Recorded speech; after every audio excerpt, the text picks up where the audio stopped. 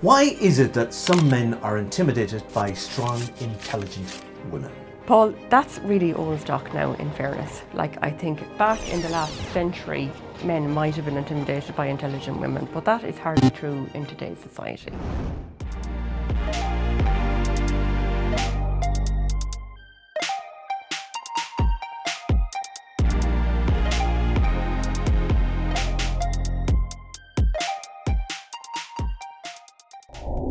We're the happy headers, and I'll tell you exactly why men are intimidated. I'm not saying that this man is, but there's a couple of things play here. You see, men and women. I'm beside him, lads. That's what's at play here. And what's more important is that she could reach out that hand and just smack me in the face easily enough. I don't resort to and violence. edit it out. So if in the next shot I'm there with a splattered nose or something, you'll know what's happened. I'm working under duress. To flex my strength, you know. Men and women traditionally have well-defined roles. The man is the breadwinner. He goes out, brings home the bacon. She's at home. So he is the dominant one. Oh my God. In the relationship. I actually feel sick when he says that. I'm not saying this is what I think. I'm just giving you the history. You know, why far this is back true. history, ancient history. It's not that ancient, and I still see it. You still see it in relationships when you observe people. I'm a people watcher. I like to watch people, not kind of voyeur watch people, but just, you know, when I'm going up about town or whatever, I'll watch people. And sometimes you see the woman, she's walking maybe a half a step behind the man. Now, a lot of people wouldn't notice or take any inference from that, but why?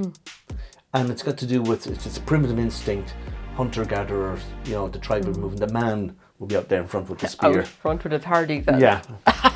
In case any raccoons would jump out and he'd need to kill them or something. And she would be behind dragging the kids. Oh, Jesus. Oh my God. But you see, I suppose a man's relationship with a woman very much depends on how he got on with his mother, or the significant dominant, because his mother is dominant when he's a baby. She's all controlling.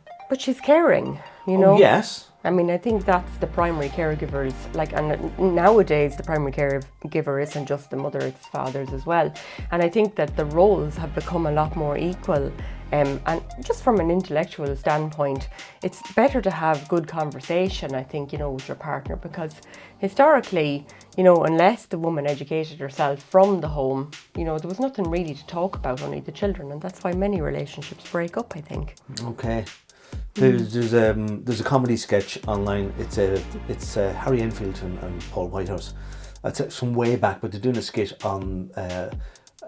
It's like a dinner party where there's these toffee-nosed snobs men, and they're having brandy and they're smoking cigars, and the women are sitting there too, and the men are talking about politics and stuff like that, and one of the women offers an opinion, and suddenly, how dare she? What? How would she know anything about that? Yeah, she's not supposed to, you know. She's supposed to say something trivial like, I'll get more tea. Yes. Sure, women were burnt at the feckin' stake years ago as well, and called witches and everything for being strong or expressing any independence or intellectual ability. You see, as well as that, Siobhan, women weren't educated because they weren't allowed to be educated. They weren't allowed to be educated, yeah. The roles was very much to be put in your place, put at home.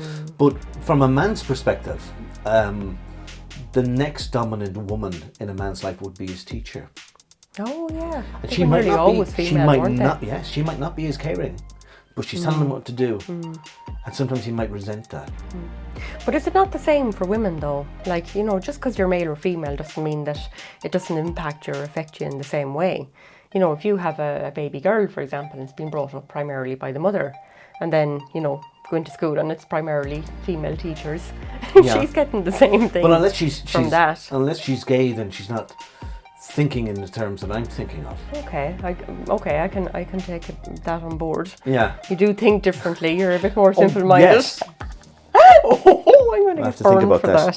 Think about it. I have to process that. But as well as that, traditionally the role of the man was to approach the female for a relationship. Oh yeah. You know, he had to put his neck out. Yeah, the old traditional walk across the floor to dance hall, and there she's there, and if you were rejected, it was a walk of shame back. Oh Jesus. So men would be very fearful of a woman who could think for herself, because you kind of go, oh God, he might secretly think she's superior to me, and if she rejects me, I'm going to feel crap. I'm done for. Yeah. Actually, any of you guys out there experience this, let us know in the comments down below. It's always great to get some experience of this, because I think it's an awful thing actually that the men had to, make that journey across the floor to rejection, and how difficult it would be actually for you emotionally. Yeah. And how did you cope with And that? we spoke about this in a previous video about rejection. Yeah. And that's why I am the way I am.